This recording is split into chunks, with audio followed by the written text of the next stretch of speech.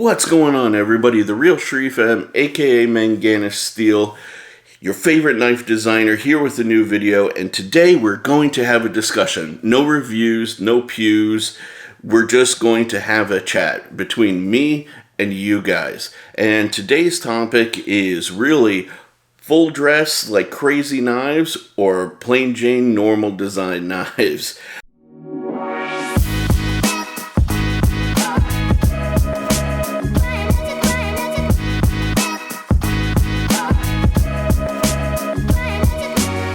The reason I ask this is because for the first time, I'm kind of designing a knife that I intend to be leaning more towards the full dress side. And there's definitely a spectrum to this. There's no question about that. But I really want to know where you guys personally fall in your preferences. Now, before we get into the video, if you're new here, please don't forget to hit the subscribe button, like the video, and join us in the conversation down in the comments below. And if you guys are already a subscriber, thank you. Double check, make sure you are subscribed, and absolutely let me know your thoughts. You know me, guys, I love to hear your feedback.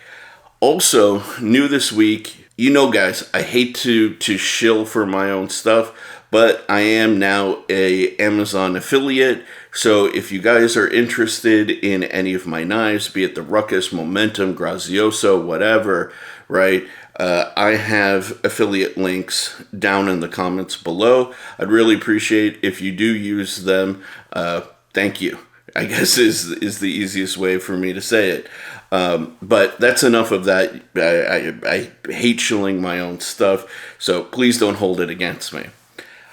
Alright, so now before we get into this discussion, I do want to kind of define for the purpose of the discussion what is a full dress knife, and then kind of talk about, you know, there is a spectrum, and we're starting to see actually full dress knives entering into the mass production space. They really had previously only been exclusive to custom knife makers, right? So to kind of define the space for you guys on what has traditionally been known as a full dress knife, I pulled out a bunch of images from a former member of the community. I mean, I'm sure he's still buying knives and interacting with custom knife makers. It's just he decided to kind of, you know, fade into the background of the knife community. He used to make videos, but he decided to spend more time and commit more time to his family. This guy's name is Dr. Frunky. And if you really want to see like his crazy collection, even from back in the day, he is on YouTube, or he used to be on YouTube, but his channel is still up. So let's take a look at a few of his full dress knives. So first here we have the Frank Fisher Bolster Lock Fury. I mean, this thing is absolutely nuts. You've got a Damacore blade, you've got a Damascus pivot color, crazy pivot, right?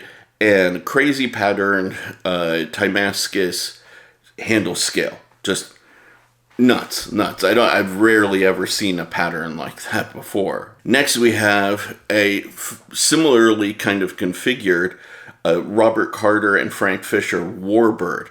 Again, Damacore blade, Damascus pivot color, crazy pivot color design, and Damascus scales and backspacer. So these are the kind of things that we talk about with full dress knives. Now, what I kind of want to understand is what is cool to you guys and what is too much. So to kind of show you guys what I think is a little too much, I have these two from his collection. First, the Gareth Bull Mura, which, as you can see, I'm not sure if this is a Damacore or just a Sanmai Damascus blade. Intense Mokome bolsters, and maybe a Carbotie or a Fat Carbon gold-infused handle scale. and I'm not even sure. Maybe it looks like it could be a Damascus pivot collar to go along with it. This is a lot, and bronze anode screws. So this thing is intense, right? And then we have this Andre Thorburn L36M, and again, Damacor blade, Mokume bolsters, and just the craziest chopped carbon fiber and gold handle scale. Like, wow. These are intense. So really, you have within the full dress realm, you have a spectrum, but what we're starting to see is stuff like this is a little bit more common. One of the brands that you can really see this with nowadays is WE Knives. So if you take a look here, we have knives like the WE Knife Soothsayer with full Damascus blade, Damascus handle scales. This thing is the most expensive WE right now, selling for $858 with an MSRP of $1,010. Next, we have the Magnetron Fat Carbon and Damascus blade. The Snex Vision R, again, black titanium with Damascus blade, $679. Oh, I forgot to mention that Magnetron is $725, right? Like, absolutely nuts. Then we have the Snick, which is got a Damascus blade, full Damascus handle scales, $637, guys. Literally, if you go, for example, to Blade HQ and you organize all of the knives by price, you are seeing like a whole range of full Damascus blade knives that start at $540 and go all the way up to $858.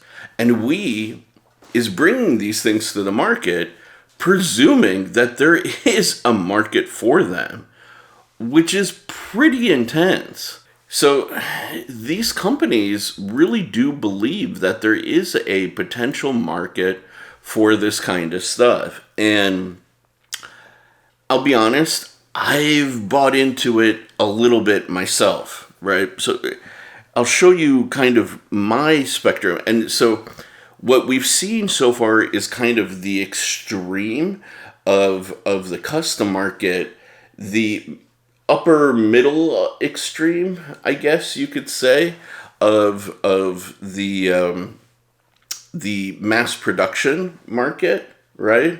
And then we'll be down here with my stuff. So if there's a slope of intensity, I would say it's that. So for me, the first time I had any Damascus on anything at all was this crawler. I got the Damascus pivot inserts here and pocket clip, and this is really like a full dress knife for me. This is one of the more extreme knives as far as dressiness is concerned that I own. And I love it. I definitely love it. I love looking at the edges, seeing the layers of the Damascus, seeing all of the different sort of patterns that are within it. But it's definitely nothing like what I've already shown you guys on screen. From there, my next sort of like dressy knife is more of a stealth knife, I guess you could say. And that's this Wingman EDC and GTC Knives collaboration. You may be looking at this and be like, Sharif, you showed us full dress knives that are really crazy. What's so special about this? Well, these black sections here, these are solid zirconium. It's not a cheap thing, actually. It made this knife my most expensive knife that I've ever owned for a long time. So in its own subtle way, this is kind of like a full dress knife. It's just more kind of low key than the stuff that I've shown you before. And S90V blade here. My sort of next kind of full dress knife was this Sukhoi 4. This is pretty flashy by my standards, you know. If we zoom in here, you can see I've got the Damascus pivot collar here, Damascus pivot collar right there, and the Damascus pocket clip. I mean, yeah, that thing is sick, right? Really, like, I dig this knife, but yeah, this thing is, I mean, by my standards, pretty flashy, actually. After that, the only other knives that I have that I would kind of call flashy would be like this Eagle Rock. But this is much more due to its size than anything else. I mean, it does have like a Damascus pivot collar, but it's really tiny. And it does have the marbled sort of carbon fiber. But I have Monterey Bay knives, you know, knives with this. So I don't feel like this is overly dressy or flashy. But maybe it is for some people. And this is part of why I want to have this conversation, you know, because, like, you know, for you guys, this, you may see this and be like, oh my God, that thing is screaming loud, you know, whereas for me, this is pretty subdued, you know, because I'm thinking about the stuff that I showed you from Dr. Frunke. And the last but not least is probably my loudest knife to date. Oh, the action's so good. God, I always forget about it until I fire at it, man. But is the Shiro F3 Aquatic. And yeah, let's zoom in and take a look at that. I mean, that thing is just crazy. It is milled, has all of these different sort of layers going on. Slightly blued pocket clip to go along with it. This is definitely my shoutiest, you know, knife out of the whole bunch. For sure. I mean, this thing, you pull this out, I feel like you can see it from a mile away. But that's really, like, for me, this is my spectrum. So, as we were talking before, I feel that the full dress customs are kind of like up here, both in terms of cost and craziness. Then we have what We Knives is doing, as well as like Concept and Best Tech, which is kind of like here, right? And then we have the stuff that I just showed you here. And where really what I want to understand is, where do you guys fall along that spectrum? I hope that by showing you all of these, I've kind of established like a visual matrix for you guys for this discussion. Now that I have established all of that, I want to give you my 2 cents. And I would absolutely love to, the whole goal is for you to give me your 2 cents in response to this.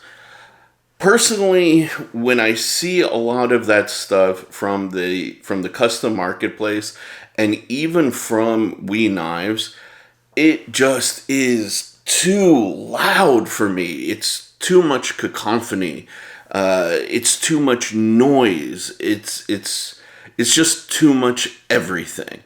And it really bothers me because visually, even though, for example, this Shiro is very loud, there are places where your eyes can go for a break, right? I don't have a crazy, blade with tons of Damascus or Damacore here. You know, the pivot collar is very, or the pivot and the pivot collar are pretty plain, pretty straightforward. You don't have a crazy pocket clip. Like, it feels relaxed, intense, but still somewhat relaxed, where you can look at it, appreciate it, you know, and say, yeah, this is nice, right? Even when I look at, for example, the Sukhoi that I showed you guys earlier, you know, there's a lot going on the surface of this knife, right? You have these titanium parts here. You've got this milled carbon fiber throughout, the Damascus pocket or Damascus pivot collar, right? But it's still, there are places where your eyes can rest, and you can kind of just sit and appreciate and look at all of those details. You can even see the silhouette of the knife very easily. Whereas when you start stacking all of this shiny, bright material with tons of detail on top of it, there's just no place for your eyes to kind of see anything. You just see like almost static. That's probably the best way I can describe my sensation when I'm looking at knives like that. I just see a lot of noise and static. And I want to know how you guys feel, you know, as customers, as consumers, and as collectors. Now, my buddy Matty, aka Mattisfaction, and I were discussing this topic, and he offered an alternative perspective, which really kind of opened my eyes because I hadn't thought about it before, right? I gave him kind of my rant, just kind of like how I gave you guys. And while he didn't change my fundamental opinion, he definitely gave me a different perspective with which to frame this stuff in. Basically, what he said was that by doing these sort of full dress knives, be it custom makers or even like we and Bestech and Concept, right? They take on a significant amount of risk because these materials are not cheap. Let's face it, they're not cheap, right? And they are, in some cases, not all, but in some cases, not easy to work with, especially if you're going for a certain aesthetic and feel, right? So, by executing these things incredibly well in terms of the final product, it shows off the capability and the skill of the custom maker, of the factory, what have you, right? And truth be told, when I got this Sukhoi, that is what I appreciated. I said, wow, the manufacturer is phenomenal to be able to execute all of these little details in this and get the onlays like dialed in just right, and to get like the pivot collar seated and everything working right, and as well as the designer for, you know, conceiving and executing such a design so brilliantly, you know. So there is an aspect of that at play here. So by getting those things, you really are allowing the custom maker and the factory to take something that is otherwise like a normal, let's say like a normal car, and turn it into a supercar and show off their talent and show off their skill. So even if we doesn't sell this $860 soothsayer, right? It shows what they can do. It absolutely shows what they can do. And if you want to go to them for OEM work, you got some options there, bud. You got some options that other factories will not be able to do, and will not have access to those materials, will not have the ability to even work in them. So it's an interesting discussion. It's definitely, at least for me, an interesting discussion, because visually, aesthetically, I'm like a mix of traditional and extreme, right? Like, I like bolsters, but I also like, marbled carbon fibers and little accents of Damascus, right? I like, kind of stealthy interpretations like this, where you just see a little pop of it, or if you do see more, it's, again, integrated visually, kind of subtly. So I don't know, guys. Let me know where you stand on this subject. I definitely have some more topics that I want to discuss with you, but this one recently was one that was really pressing on my mind. So please drop your thoughts down in the comments below.